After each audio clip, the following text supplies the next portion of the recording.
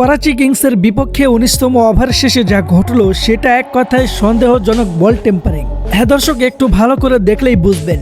শেষ ৬ বলে দরকার ছিল ১৪ রান। ঠিক সেই সময় অধিনায়ক শাহিন শাহ আফ্রিদি বল তুলে দেন হারিস রউফের হাতে। হারিস রউফ বলটা নিয়ে দেখছিলেন, এমন সময় সেখানে চলে আসেন ফখর জামান। তিনি হারিসের কাছ থেকে বলটা নিয়ে কিছুক্ষণ ভালো করে দেখেন, এরপর নিজের বৃদ্ধ আঙ্গুল দিয়ে চাপ দিতে থাকেন এবং খুঁটিয়ে খুঁটিয়ে বলের শেপ নষ্ট করার চেষ্টা করেন। এরপর আবার সেই বলটা হারিস রউফের হাতে ফিরিয়ে দেন। আর বলটা হাতে নেওয়ার পরেই বিষয়টা আম্পায়ারের চোখে পড়ে যায়।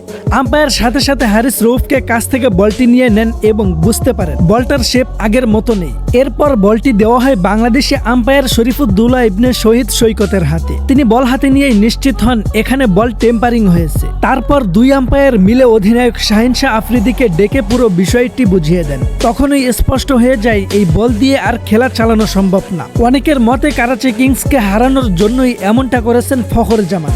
শেষ পর্যন্ত বল পরিবর্তন করা হয়।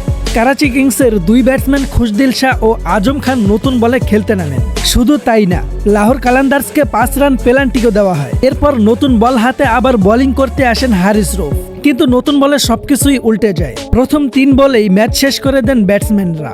হারিস রউফ বেধড়ক মার খান আর শেষ পর্যন্ত ম্যাচটা হেরে যায় লাহোর কালান্দার্স। তবে ঘটনা এখানেই শেষ না। ম্যাচ শেষে ম্যাচ রেফারি ইতিমধ্যে একটি তদন্ত কমিটি গঠন করেছেন। যদি তদন্তে প্রমাণিত হয় যে বলটি সত্যিই টেম্পারিং হয়েছে, তাহলে ফখর জামান, শাহিন শাহ আফ্রিদি এবং হারিস রউফ এই ৩ জনই বড় ধরনের শাস্তির মুখে পড়তে হবে। এমনকি নিষেধাজ্ঞা কিংবা বড় অঙ্কের জরিমানাও হতে পারে। প্রিয় দর্শক, পুরো ঘটনাটা দেখে আপনাদের কি মনে হয়েছে?